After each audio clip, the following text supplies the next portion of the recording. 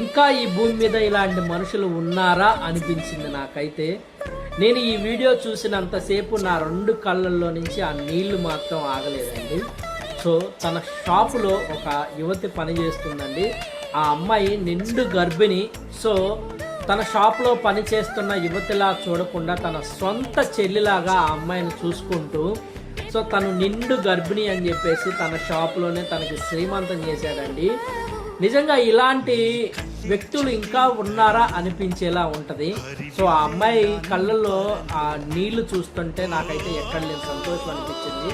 తన సొంత కుటుంబ సభ్యులు కూడా తనను ఇంత బాగా చూసుకుంటారో అని అయితే నాకు అనిపించలేదు.